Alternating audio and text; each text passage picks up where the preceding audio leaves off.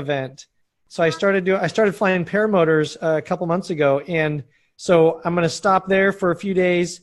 There's some vendors I want to meet that are going to be there at this event in Fredonia. Am I saying that right? Yeah, you are. Fredonia. And then I fly from there to back to civilization. Yeah. Yeah, I've seen some of your pictures out there on the beach, man. That has to be now flying out there above the ocean. That's got to be amazing. It is. It is. Flying paramotors is one of those things that, if more people did it, I think they'd realize how much fun it is, and I think a lot more people would do it if it just had more exposure. Yeah, is it kind of like one of those things where you do it and you're actually having to be present and you're in the moment and you actually can forget about a lot of other things and maybe even get some mindfulness exercises in there? It is. It's one of those things. It's the closest. It's probably the closest that you can be to, I would say, like flying like a bird. Have you flown it all before? Like personally? No, I've parachuted a couple times and okay.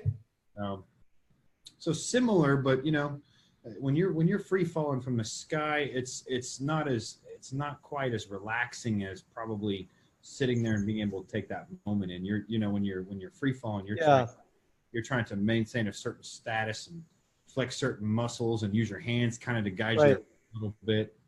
I don't think it's quite the same as being able to just sit there and kind of glide like a bird. That'd be I think. Yeah. The nice thing about paramotoring is you, like, I just take off the other day. I just took off from the beach, which was absolutely amazing. So yeah, and that's one of the things is it's so free. Like you can just pack it up in your car, drive somewhere, launch, and you're checking it out. How portable is that motor? I mean, for flying and transport, it's a little bit tricky. Like you have to ship it ahead. You have to get like a pretty big box, and shipping it ahead is maybe $150. But you can ship it ahead, and then when you get there, once you get it down, probably a half an hour, and you're back, and it's put all back together. There's some units that are really quick that are maybe like 10 or 15 minutes breakdown, and you can put in a box and ship, and you're good to go. Nice. Yeah. Anything like that that's relaxing for the soul and able to, kind of get it away from everything and really get some mindful exercise in. And it's probably a real passive, you're not having to focus and maybe on, mindful exercises. You often focus on breath, heartbeat, things like that. Where you're up there, it's just, you're in the moment and it probably comes a lot easier, right? Yeah. Well, I'm not there yet.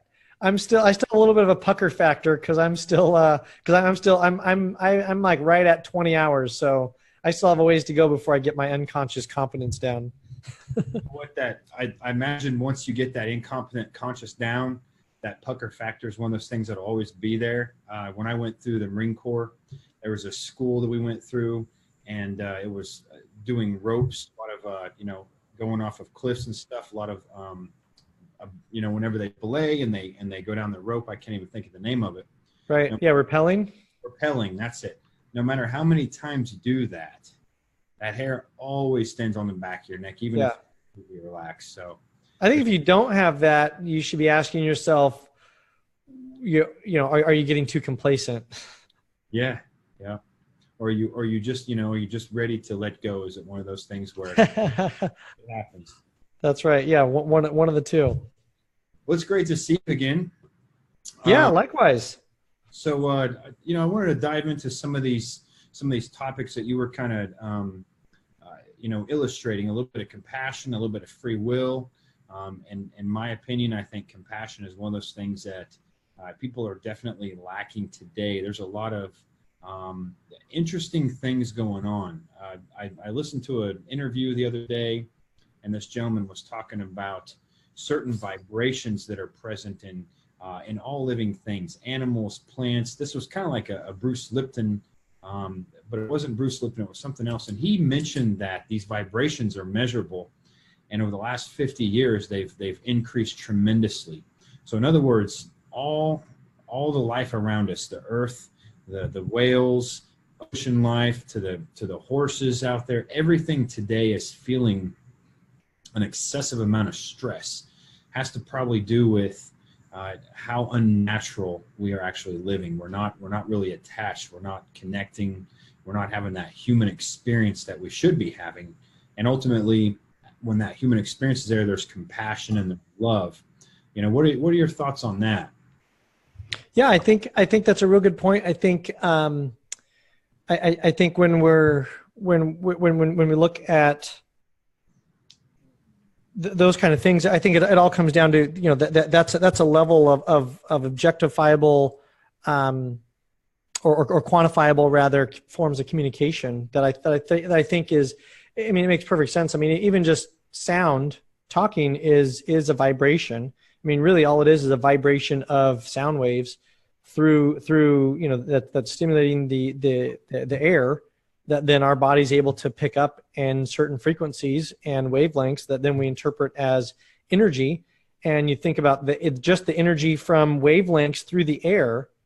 Somebody can say something. You could have somebody say, think of like your daughter saying dad for the first time, and what that energy wavelength does to your brain and the physiological response as a result of that.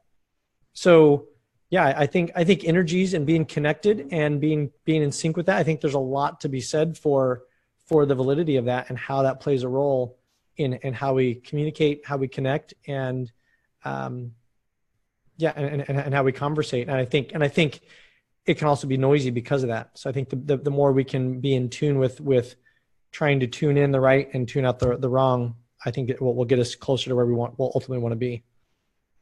What are some changes in compassion that you see going on currently with people? I think for compassion, I think for me, and this is something that I know we didn't dive into last time, but I think, and so some people have some pretty strong feelings on it, so we certainly can dive into it. But I think, to me, look, really embracing the idea that we don't have free will. And I'm happy to explain why I feel that way and why I believe that way, to me lends itself to another level of compassion, because there's a phrase that I've used for a long time, and that is that everyone is doing the best they can with what they have at the moment. And I remember one time I was on a hike with some of my family members, and family's the best, right? Talk religion and politics and get into some good discussions. And we were on this hike, and we were talking about murder, and we were saying, it's horrible, and we talked about all the negatives of it. And at the same time, I said, well, that person, is doing the best they can with what they have in the moment, and it opened up an interesting conversation. And I still believe that today, that each and every one of us really is doing the best we can at a given moment, and I think if we can recognize that, then that lends itself to another level of compassion and patience and understanding. Not saying that somebody that murders shouldn't be, let's say, sequestered for protection of society, but rather we should ask ourselves, is our approach to dealing with this actually addressing the underlying cause? And I don't have the right answer for that, because I don't know. I would say this. I would say probably most of the time incarceration, the way we currently have it structured, I would say isn't the best way to get a change in behavior, if that's really what we're wanting. I think there's other ways to do it while also still protecting society. I'm not saying that people that murder or do heinous crimes shouldn't be sequestered from society for a certain amount of time, and that's up for interpretation. But I think there's a much better way, and I think most people would agree with that the prisons aren't set up right, and so forth. But it's looking at it from a state of compassion as opposed to retribution and retaliation, and rather how can we really fix this, and how can we prevent it from happening in the future if it's not a desirable behavior. Yeah, and I fully agree with that. I think United States is number one in incarcerated people, and the methods we have for dealing with that and again, altering those undesirable behaviors is definitely not looked at right. And, we got to look at, there are a certain percentage of people with mental illness that don't have any compassion for others or even themselves. We call these people psychopaths and sociopaths, and they're definitely ones Right. that should be dealt with. But more than ever, it's sometimes these people have emotional traumas deep down, and again, situations can vary. If someone attacks your family, if somebody breaks into your house, I would never really consider that murder. I'd consider that self-defense, especially if there is a life-threatening situation involved. Now, just to go out and have a disagreement with someone, and to have such a strong disagreement where a person reacts and ultimately maybe kills the other person, is a direct unattachment to one of the functions in our prefrontal lobe. I think whenever we are attached to this human part of our brain, and again, we're not sedated, we're not caffeinated, we're not on narcotics, we're not on antidepressants or many other of these chemicals that so many people are on today. I just read a study today of in Canada alone, the amount of antipsychotic medications has increased like 43% in the last 5 years, especially for children. And it's not because they're psychotic, it's because we are not addressing their emotional behavior correctly. So Yeah. there's a whole nother field for that, dealing with the side effects of that alone. But again, if we're not dealing with those emotional factors and we're sedating people, we're either categorizing them as a medical problem or a behavioral problem, and we're putting people on drugs, we're getting them unattached from that. And then likely you can see some of the repercussions of that. And you can see that in the school shootings. Every one of those school shootings had some kind of chemical manifestation involved, but we don't hear about those things. People, right. The SSRIs, so on and so forth, and when they get off of those, there can be some pretty quite significant changes in brain chemistry where people will do things without even having the ability to understand.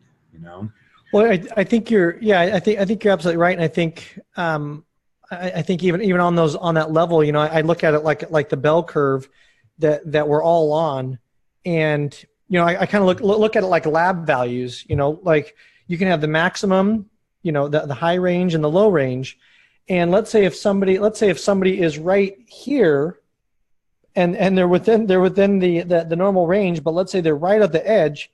Well, does that mean that they're healthy?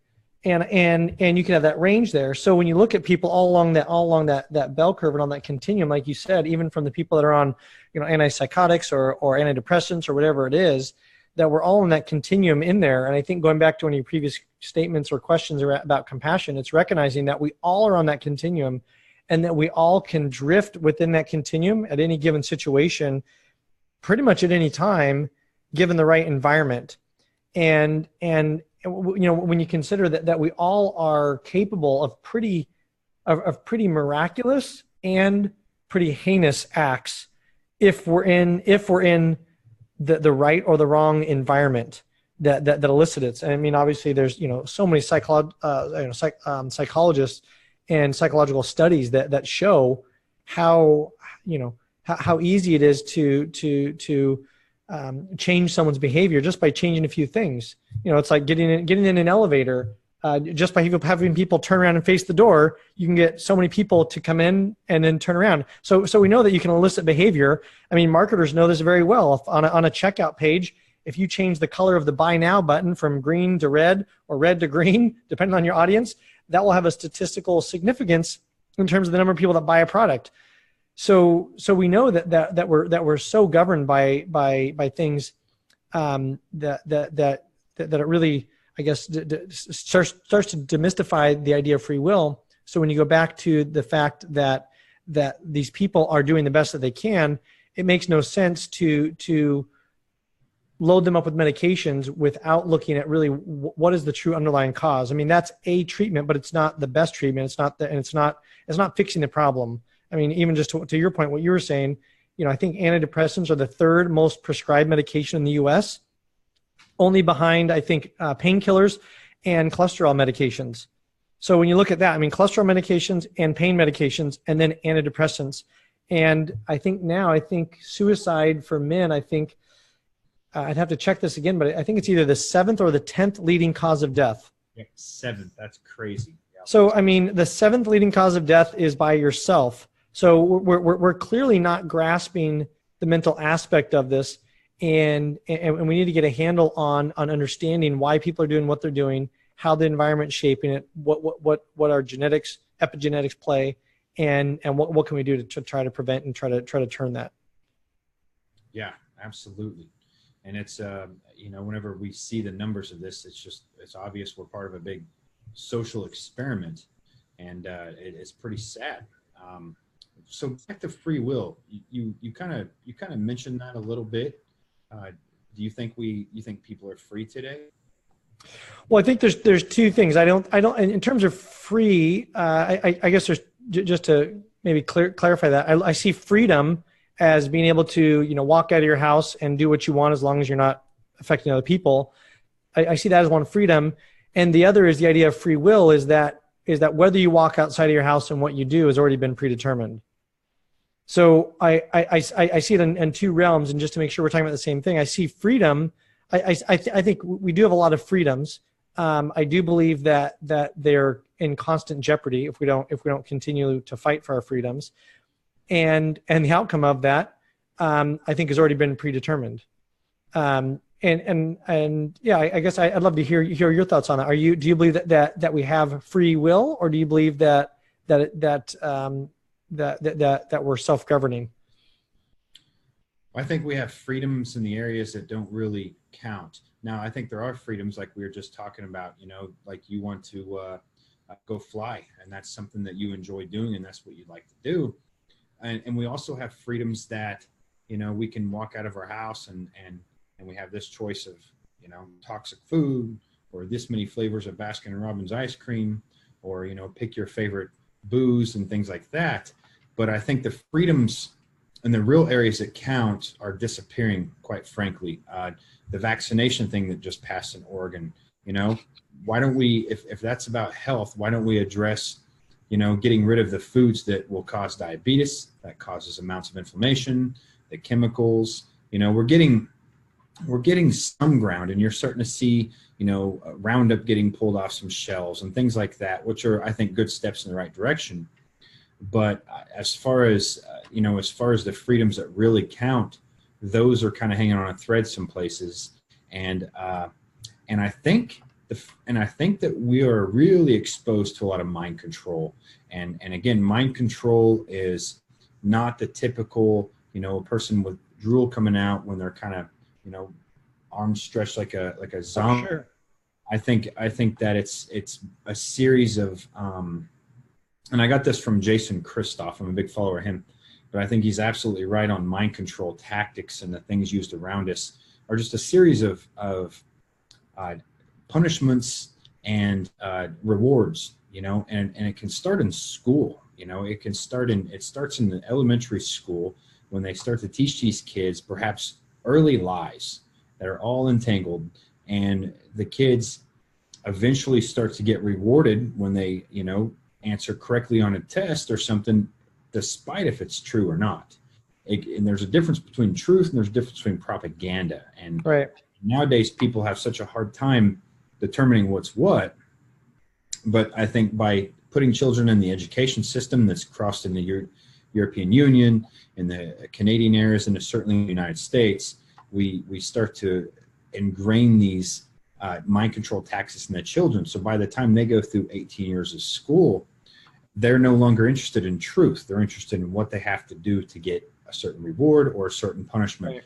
When you talk about things like vaccines, when you talk about things like, using 300 million pounds of Roundup a year, or you're using genetically modified foods, which are even, banned in Syria, it's really, are we really living free, or are we just under this perceived condition that everything's okay, and most people aren't able to question and put those two things together? It's kind of my thoughts on that. Yeah, I think you bring up some good points. I think those things are certainly in jeopardy in terms of clean air, clean water, clean food. clear thoughts and clean thoughts. I think all of those things are in jeopardy. And I think that's one of the big things right now, especially in Oregon, which it got, I believe it got shut down, the mandatory vaccines, but there's no saying that it won't come back. And yeah, I'd stand by my original statement, and that was that our freedoms are under constant jeopardy unless we are regularly protecting them and fighting for them. That there's no shortage of people that want to tell other people what to do or how they should live their life. And I think unless you're overtly affecting somebody else, then I think the idea of live and let live, holds so true. Now, and that's where it gets sticky, right? Because who's to say, if someone wants to smoke, that's fine, but then don't make me pay don't make me or somebody else pay for their health care. And then you could say, well, if somebody's smoking, well, you can also argue that that person is, that secondhand smoke is problematic. Well, and then there's the argument of, well, how far does that secondhand smoke go? And where does the burden of proof lie to show that the secondhand smoke is infringing on someone else's liberties, or even now thirdhand smoke?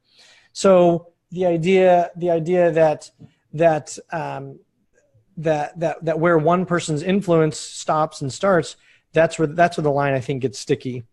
And that's where, from the vaccine issue, even just bringing that up, I think so many people are dancing around what the real topic is. And I think to try to distill it down to pro-vax or anti-vax, I think really completely misses the boat. And I think both sides of the argument, to me, lose ground and lose a foundational positioning when they try to argue about vaccines good or bad. I think that the real argument should be had on the front of does the government have the right to mandate medical procedures? And if so, what is the burden of proof, and who does it lie with? I think that's where the conversation should be had, because I'm not putting myself as a vaccine expert for how many different vaccines are out there. I couldn't sit and tell you even all of them, or what the pros and cons of all of them. So I'm not an expert in that.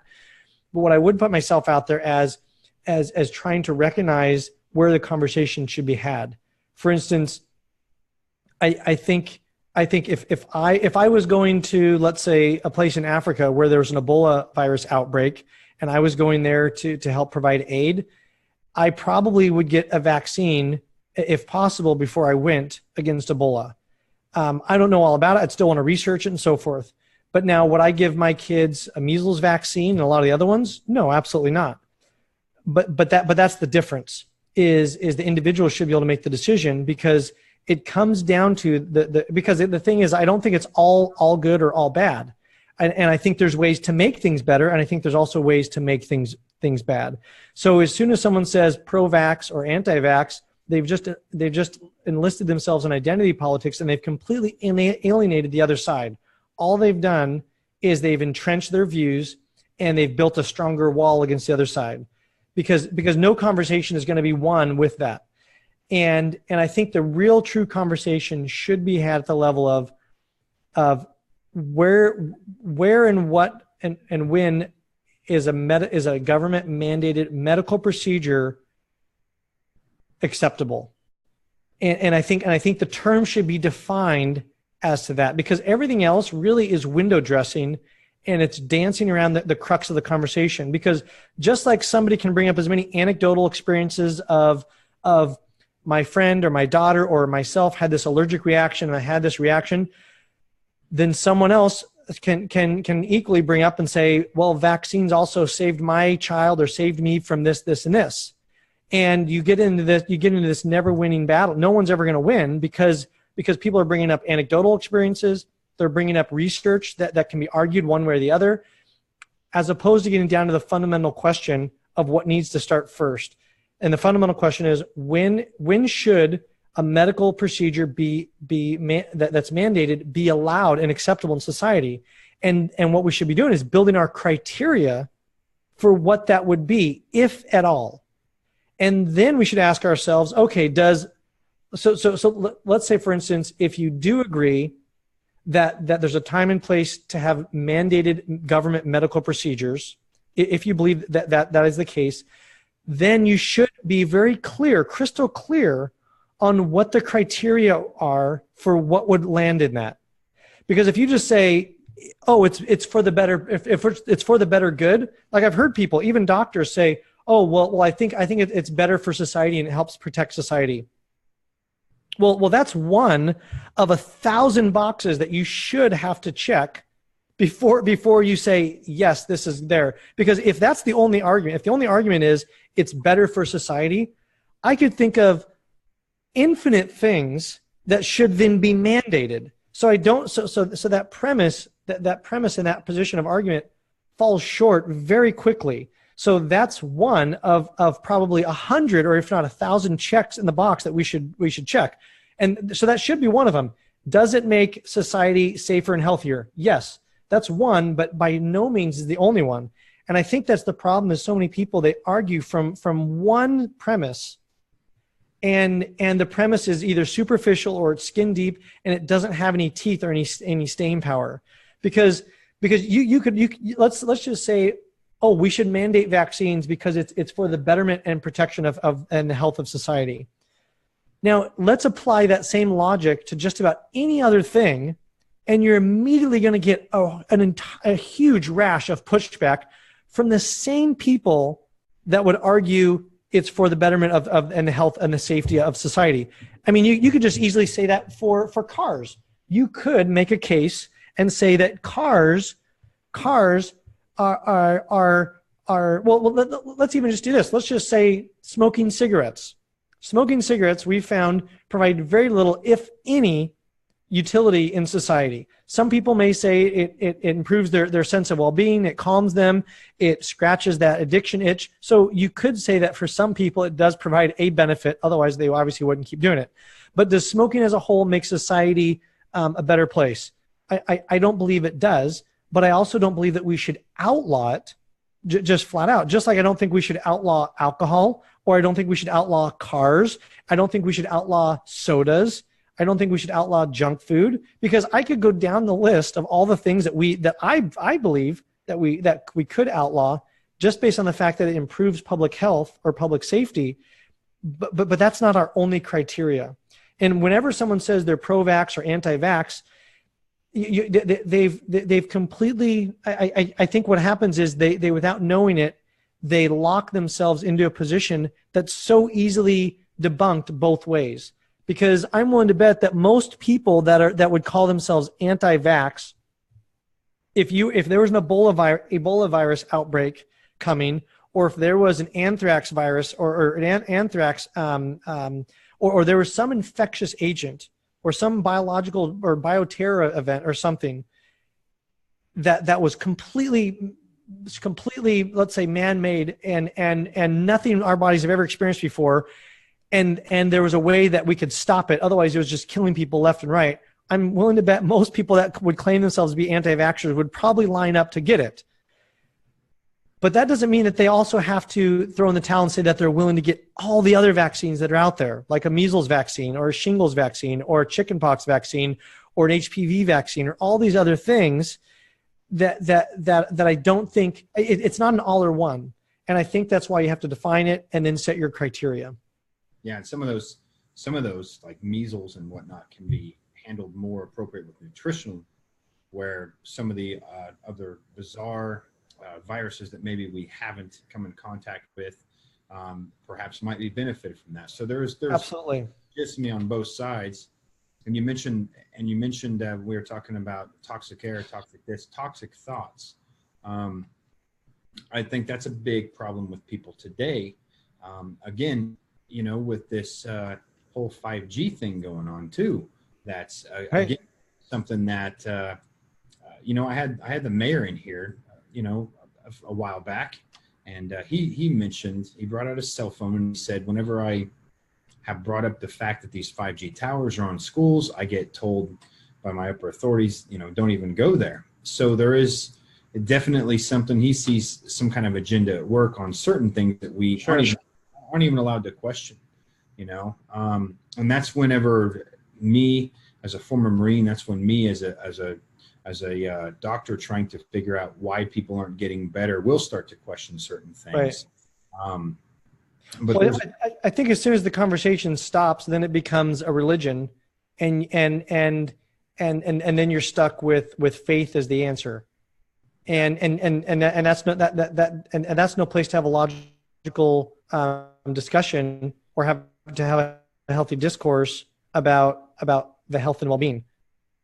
I mean, you have to be able to have the conversation about 5G. Like, you have to legitimately. You have to be able to legitimately have a conversation, and people need to be able to present their sides and talk about it, as opposed to saying, hey, don't even go there. Like you have to be able to have a discussion about it, and it's unfortunate that it sounds like they're blocking that. And I think, even just going back just for a second, not to belabor it, but I think that's the problem with vaccines is people just they go from zero to boil in a matter of seconds, and they've completely. I mean, just like if you even try to touch the abortion issue and even just have a discussion about it, of like a genuine discussion, really hear somebody out. Most people can't even really share their side, even if you're genuinely just asking, like, hey, walk me through how you think about this. So many people will go from zero to boil, even just sharing their position, because they're so angry and worked up, and that's just them sharing their position. They'll get so worked up, and you're not even attacking them. You're just genuinely asking how that is. And you can only think that that's a sunburn from having so many discussions where people didn't hear each other. They just said, you're wrong, I'm right, here's why. And I think that when you talk about toxins of thoughts or poisoning our thoughts, I think that I mean, just look at social media. I mean, it brings out the worst in people that you never would act in person the way people act on social media towards one another. And I've no doubt that you can probably look through my posts, and I'm sure I'm probably guilty of that at different times. Yeah, social media is more like anti-social media, because if people are so disconnected, and even for people to, learn and go through the process of evolving their thoughts. I don't think the evolutionary process that we've went through is capable. We're not even capable of keeping up with as fast as things have changed technologically. We can't even adapt to the stuff going on. And I think for real learning to take place, there's information that comes from external, and there's information that goes from internal out. And for people to really, I think a majority of it comes from the inside out. There's something inside that we like these gut feelings. And with that disconnection, if people are ill, if people are really stressed out, they're not able to think appropriately, and that can really influence the way they interpret the external environment. Aaron at Health News on Facebook shared a survey a while back, and it said, would you rather have autism, or would you rather have a measles vaccine, or I'm sorry, a measles, a rash for a week? And if you think back to the Brady Bunch, there was an episode of the Brady Bunch, and the kids were actually singing. The girl was excited because she had the measles, and they went to the doctor, and the doctor said, it's just a case of measles, they'll be fine. And they were at home, and they were actually singing, saying, well, if you got to get sick, you can't beat the measles. They were glad to be home from school. Yeah. And, but surprisingly in this survey that Aaron did, a majority of people would rather have autism than a rash for a week. And that's definitely showing a disconnect. That's definitely showing we're not able to think about things logically. Yeah. I wonder who that audience was, and if they maybe were almost choosing autism almost to be almost a little tongue in cheek. If she was the one posting the poll, and if you had a group that was not in line with her views, I could see people almost posting that just to show that they were so robust in their beliefs that almost to rib her a little bit. I could potentially see, but yeah, it is a good point. I mean, especially when you look at I was talking with a researcher. Where was she from? I think she was from. I think she was Italian, And I was reading some of her research, and I messaged her, and she actually mailed me the hard copies. She had some research that showed that there's some evidence to suggest that people that have people that have measles, that it may offer a neuroprotective effect later in life, and that there's a potential association between measles when you're young, naturally acquired, and a reduced risk of Parkinson's, and saying that it may actually activate appropriately microglial cells or other neuroprotective type cells in the brain that can help ward off neurodegenerative issues. So, I mean, when you think about it, it's not that far fetched to kind of think about, like, walking barefoot hurts your feet because we're inside all the time. But if you walk barefoot all the time and you built up those calluses, and then you were to go outside and step on something sharp, or walking through your house and you stub your toe, it's not gonna be as problematic as for the person that's built up the calluses versus the person that doesn't. So I think there's something to be said for building up that immunity, if you will, or strengthening the system that may, as when you're looking at a potential mechanism of action, you can see how that may, some of these issues may lead to benefits. And that's the other thing. Some of these infections may lead to more detrimental effects. When you look at some of the hepatitis and so forth. So to me, it's not a pro or anti-vax. And that's why, because I mean, I think there's some evidence to suggest that getting measles naturally acquired may actually have some long-term health benefits versus getting, for instance, like the flu vaccine, for instance, there's some evidence to suggest that it may increase your risk of future flu-like symptoms and future infections, and may actually weaken your immune system. I mean, along the same lines as the measles, but in terms of hepatitis, or like going back to Ebola, if I was going to get a vaccine for one of those, from what I know right now, I'd have to research it more, but there may be an argument to be made for a vaccine potentially against that. But again, you have to look at when's it done, at what age, what are the other ingredients? I mean, you still have to go through all those other questions, and you may still arrive at the fact, I'm going to take my risks. I'd rather not have the vaccine. But then it goes back to, when should a government be able to mandate a medical procedure? It's not mandate vaccines, it's mandate a medical procedure, because that's really the crux of it. Because as soon as you do that, you're circumventing informed consent, you're superseding the doctor-patient relationship, and that's a very sacred relationship in our society and in our culture. And there's so many laws around a doctor-patient relationship. And now, if you're saying that a legislature, a politician, has the power to come in with no medical background, and that can come in and can supersede that relationship, there's a lot of questions that would need to be answered first to make that okay and to make that right, and on down the line. So, yeah, anytime I see people that say, "Oh, I'm pro-vax or anti-vax," and they're not really willing or able or genuinely discussing the crux of the conversation, you kind of you have to take pause and try to recircle and try to get back to that fundamental question. But it's so noisy and so crowded with all of these superficial arguments that are so easily either debunked, or you can make the same claim from either side, just replacing some of the facts, but the premise doesn't hold any water, and et cetera. Yeah, I think that's a great point, and that is probably the biggest issue is we need to understand is, when is it okay to have government mandate that stuff, and that should be a more appropriate topic that people are looking at, rather than just kind of taking one side or the other. But again, we're fed a lot of propaganda.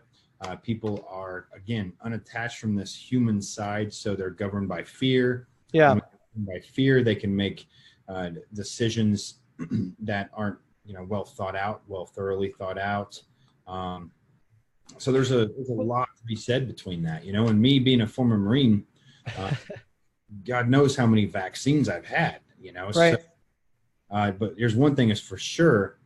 I spend, I've told this in some of my past lectures, I drive a Nissan Armada. I got a big family, and I have a Platinum Armada, and my supplements I take every month are about equivalent to my car payment, and a third of those are geared towards my immune system. I take my immune system very seriously. Vitamin C, or immune modulating herbs, keeping my gut health right, keeping my microbiome strong. All those are very important, because I don't doubt that there could be still some repercussions from that. And today, just, it's just kind of off the topic a little bit. I see a lot of veterans in big trouble. We're losing 25 a day now. Oh, sure. And it's not that they're not subjected to certain experiments. I mean, that's just kind of a part of it. I know whenever I was in, there were the batch ahead of me, the group of men ahead of me were getting some kind of, I think, anthrax vaccine. Several people fell ill, and they pulled the plug on it, and that was right ahead of me. So that was quite frightening, Yeah. Well, that's the thing. Take that and extrapolate that. The government, the history is full of situations and instances where the government made bad decisions. And now, and then compound that with the idea that many medical procedures, even that are going on today, are already being debunked. And even medical procedures. Well, think of this: for frontal lobotomies, I think that was in the 50s. I forget his first name. I think his last name begins with an M, but his apprentice was Freeman, Dr. Freeman. So the previous gentleman, the previous doctor, he received, I believe, the Nobel Prize for frontal lobotomies, and because that was deemed the best way to treat people with schizophrenia, depression, anxiety, etc. So ask this: if somebody with schizophrenia, depression, anxiety, let's say that you could make the argument that those people are more prone to be a threat to society. And let's say that maybe people with those issues turn out to be, let's just say they turn out to be school shooters.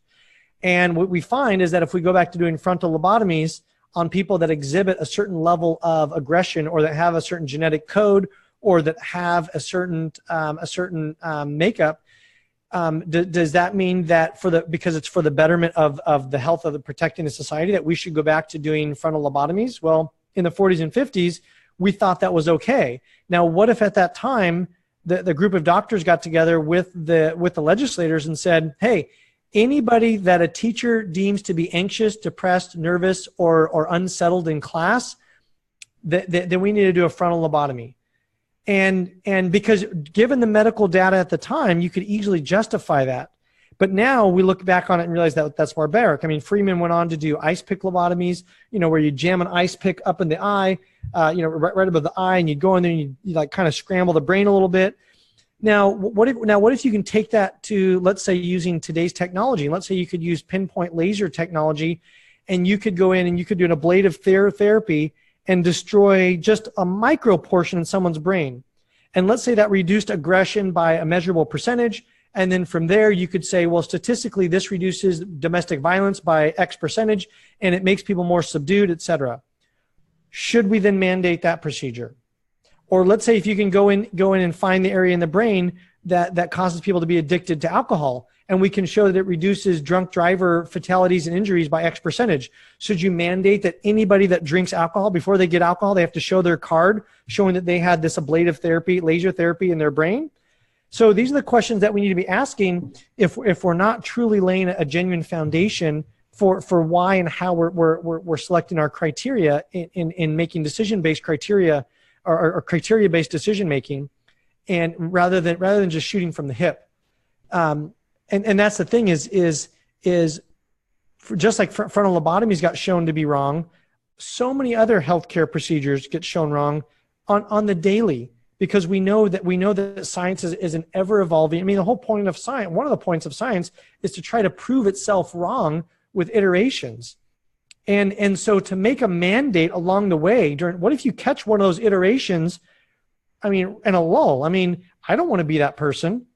And so that's why I think we have to be very clear. Like you, right? You were like on that wheel for that anthrax vaccine, and you just missed that rotation before it rolled and it made its fourth circle, and they said, nope, we got to pause this.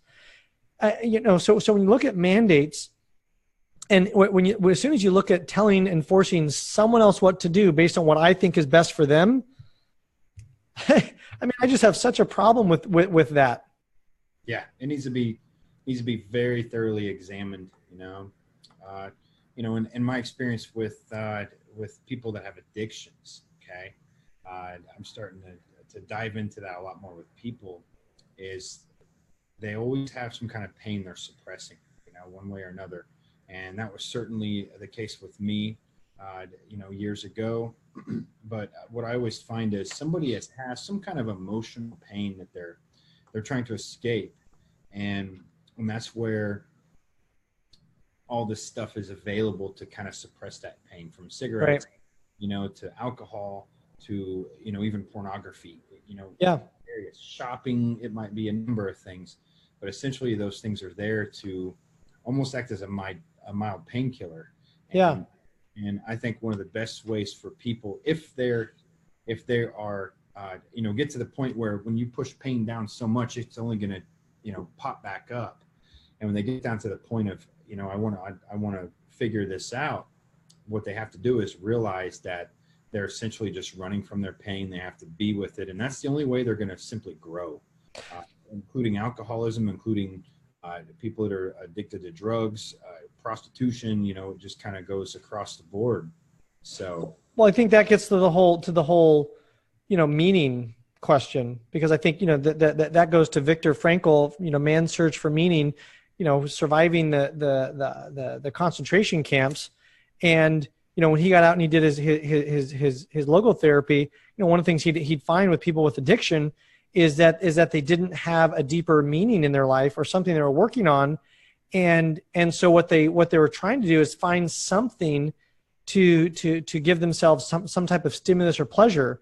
So the idea is that, what he would ask is he would phrase it. He would say, we shouldn't be asking why the addiction. We should be asking why the pain. Yeah. And the way that he would the way that he would get to that is he would start with a or I don't know if he'd start with it, but sometimes he'd cut right to it. A pretty bold question. He would just say, someone that's dealing with addiction, is he would say, so tell me, why haven't you committed suicide yet? And asking that is a very raw crux, question. And of course, you need to create the space for that.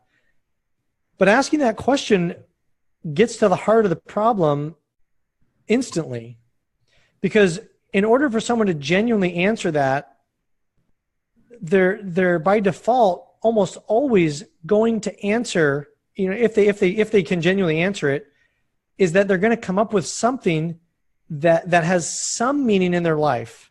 Yeah. Because usually people that are dealing with addiction, especially drug or some of these other addictions that just take people to the depths of despair and just is absolutely horrible, that when you ask that question, you oftentimes see something boil up to the surface that you can start from. And I think helping people find that meaning, and helping craft their life around that, and then putting more things in their circle and in their basket to make that basket bigger and carry more weight and direct their attention towards that basket as opposed to the addiction basket, I think you have a much better chance of helping people win and come out successful on the other side. Yeah, one thing that question does, and you're really hitting on it, is it almost forces them to focus on something positive. Absolutely. Despite the circumstance they're in. And then when you find that positive, you can start kind of working with it, and ultimately I think people have lost their purpose. A lot of times they're doing things they don't like. They're doing jobs that don't fulfill them. They're doing, and I'll say people are doing, sometimes they're doing something, that completely leaves them drained. It loses their spirit. And that's why at the end of the day, that's why you'll see people go through the work week, and by the time Friday comes around, they're just ready to party because they've just been so numbed up from doing something that doesn't match their potential. So, or even give them purpose. So, well, I mean 70.7% of the U.S. population is either overweight or obese. I haven't met any obese people that love to be obese, that think, man, I love this and I want to be more obese. I'm sure you could find a few outliers if you really searched, but what I'm getting at is that yeah, the vast majority of us are doing things we know almost every day. You could probably ask somebody, did you do anything today that wasn't the healthiest for you? And could you have done better? Could you have had, one less French fry and one more bite of salad? Yeah. Could you not, almost all of us do things, myself included, that we know are not healthy for us. And if we get down that path, if we do too many things that are unhealthy for us, it's typically an illustration that we're looking for a short-term pleasure, a short-term satisfaction, because we don't have a deeper, longer-term meaning or perspective. So we're looking for that short-term. And I mean, 70% of the population is overweight or obese. And we know that most of those people are doing things that they know on a daily basis. And again, myself included, even though I'm not overweight, I do things that are unhealthy, and I do them knowingly. So we know that even these like micro addictions to food or these other things, we know that we're all susceptible to it. So how do we create an environment to where we can win? Because the environment is so predictive of what our behavior is ultimately going to be in this. There's something else that you said that sparked something, but I'm missing it now. So I'll pause there. Maybe I'll think of it again. Yeah, ultimately just finding purpose, and I think if the person can develop self-love, it's going to make them want to make better decisions. For instance, in our last interview, I think some of your tips were fantastic, and I've actually implemented those. I've even told a couple of my clients that, hey, replace the starch with an extra vegetable, on your plate. My wife and my daughter and I, now when we go to Sprouts, which is like a more healthy grocery store here, we try to name off the vegetables and this and that. So it's kind of a little game. And ultimately it comes down to we're present, we love each other. We want our daughter to be raised healthy. And I think that people that are sedated, I think people that are over caffeinated, sugar high, beverage high on these mind altering medications, it's nearly impossible for them to take that step and to love themselves. So when they're miserable and ultimately the more pleasure they seek, the less happiness they have. So what they're going to do is just get into this spiral of eating junk, and really I think it comes down to they've got to figure out what's their underlying pain and start to develop some self-love. Yeah. Because when you can self-love yourself, you're going to take a little bit more steps in deciding what you eat and what you don't eat. And I'm in that same boat. We all are. It's just depends on how much you love yourself and how much you're willing to enjoy that moment. Right. I'm willing to bet that Monday through Friday you eat pretty good. You eat a lot of vegetables, eat a lot of good fats. On vacation with your family, that's when you probably are saying, hey, you know what, I'll have a piece of this cake or whatever else. Am I right on that? Yeah, I don't know if it'd be the cake, but yeah, it definitely deviates. Or you'll be like, I will have that coffee or whatever else it might be that I normally wouldn't drink. Sure. But again, habitual comes down to you love yourself, and even seeing the chronic level of illness that you do with the memory problems, with the dementia, with the Alzheimer's, all that, and you look at their lifestyle, it's like, wow, right. That makes me want to definitely avoid, eating that stuff on a regular basis. Well, I think the crux of what you just said, I think is getting really good at asking why. And I think maybe we touched on this in the last interview is really asking, really getting good at asking why and being honest with the answers to yourself, even if not to somebody else, to yourself. I mean, I think if you can do it with someone else, I think that's great, but it's like, so why am I eating this cake? So, okay, well, because I want to feel some pleasure right now, and I feel like I deserved it. Well, why do I feel that? Well, because I had a hard day at work. Why do you feel that? Well, because, I woke up tired and I was frustrated, and so I was short with my boss. I was short with my customers today. Well, why is that? Well, because I'm not sleeping very well. Why aren't you sleeping well? Well, because, and you can just keep going down. And if you ask that enough times, you'll get to some genuine solution, causation oriented based steps that you can do that if corrected will have a major impact in your life, even though it's just, like we talk about, 1 or 2 degrees flying across the US, if you take off from San Francisco, 1 or 2 degrees is going to mean, are you going to end up in New York or a completely different state? So it's the small changes lead to huge differences down the road. And I think ultimately why, asking that why question, I think there's probably exceptions, but I think the universal answer to that is they want to take a temporary escape from themselves. They don't want to be themselves temporarily. And then the question comes, well, why do you not want to be yourself? And again, it comes down to maybe an emotional trauma, some kind of deep underlying pain, and they're just letting the rough day, they're letting the boss that overworked them, the kids that are screaming, whatever else it might be. That's kind of an excuse in trying to escape from being who they are. And then you got to say, well, why do you, again, build the person up? You're a beautiful person. Why would you not want to be yourself temporarily? And even Keith Richards had this real famous line. Of course, the Rolling Stone guitarist who had a major heroin addiction for a while. This line has stuck with me for a while. He says, all the contortions that we put ourselves through just not to be ourselves for a few hours. And I think that's pretty huge on a lot of the why people do the things they do, why they're ultimately trying to escape. Yep. So. Yeah, I think that's, I think a lot of us, we twist ourselves in all kinds of positions, trying to be something that we're not. And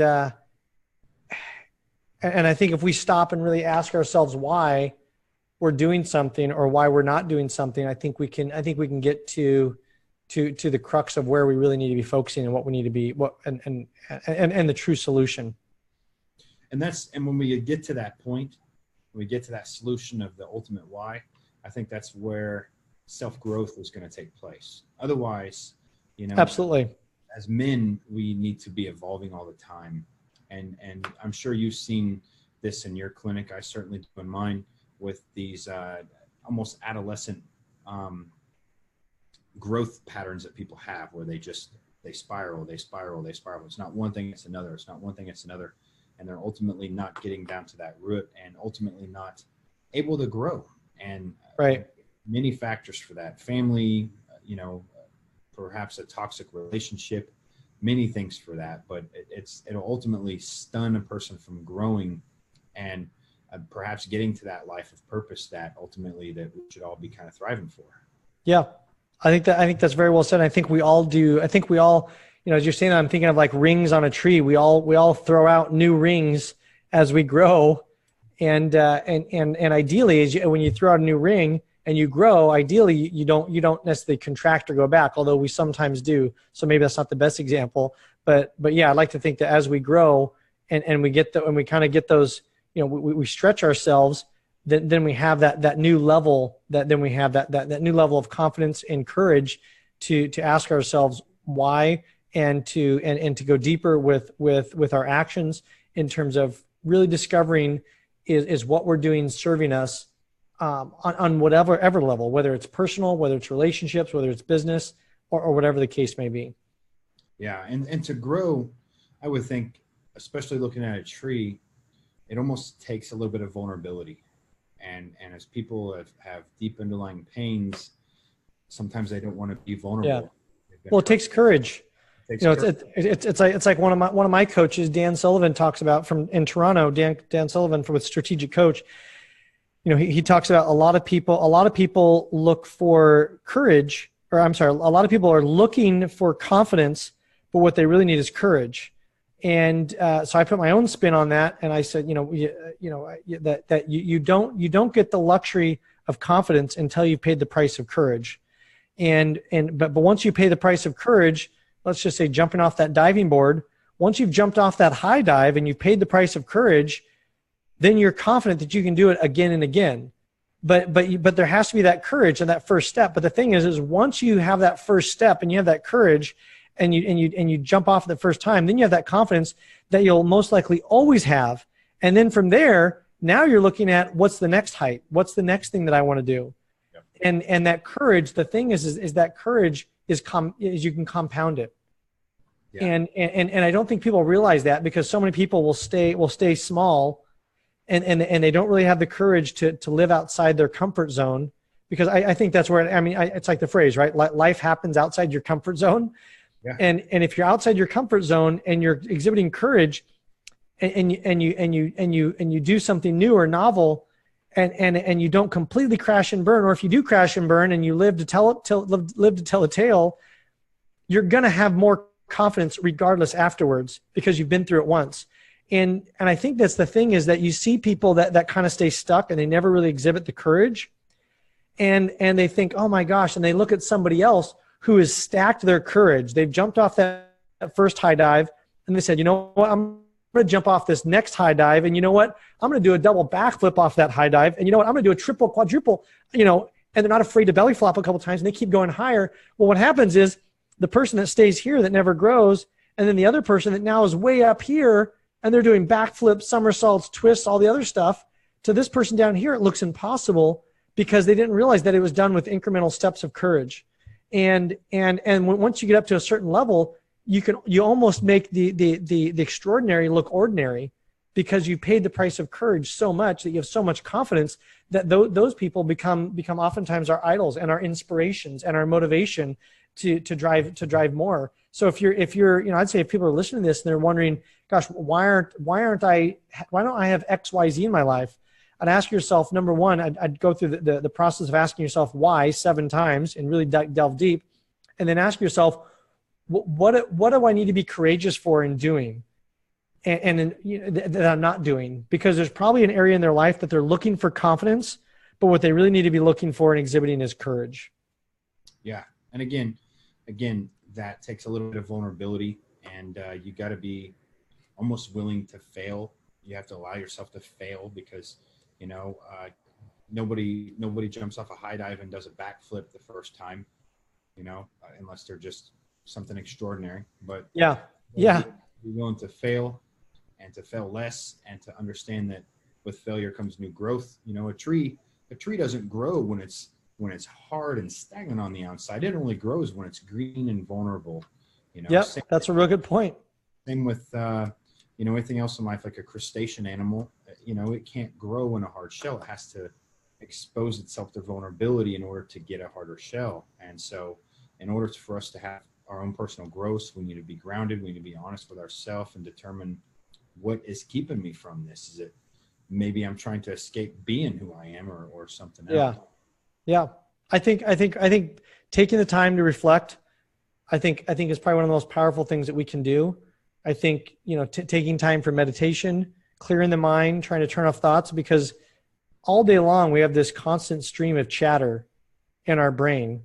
And the only difference between somebody that's normal and what we term crazy is basically somebody that says the things that's in their brain. We all have this chatter.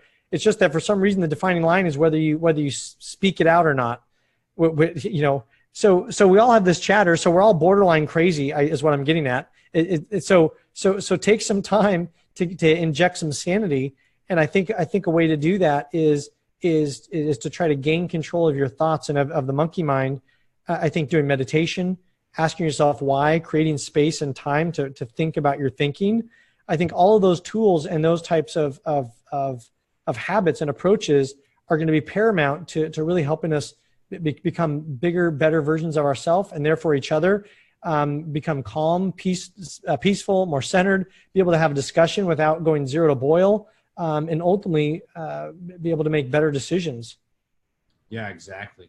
And I think when people go from zero to boil, it's not only a past maybe experience they've had with it, but I think it's also a sign that they are too much in that fight or flight. And again, in order to have this self-growth, in order to get this mindfulness, I think you have to have a clean mind. You have to have a clean mind. You can't do it, if you're intoxicating yourself and everything else. Otherwise, you're just kind of run around in circles. So, yeah, good point. This has been a great pleasure, Thaddeus Gala. I really appreciate your time today. Likewise. It's always great going down these rabbit holes with you, man. Likewise. I always love our interactions. I love talking. Hopefully some people get something out of this. I know I always do. So thank you for making the time and creating the space. My pleasure. When you're in Kansas, man, maybe look me up. Maybe I'd love to meet up with you. All right. Sounds good. All right, brother. You be safe out there. All right. Thank you. Have a great day. You too.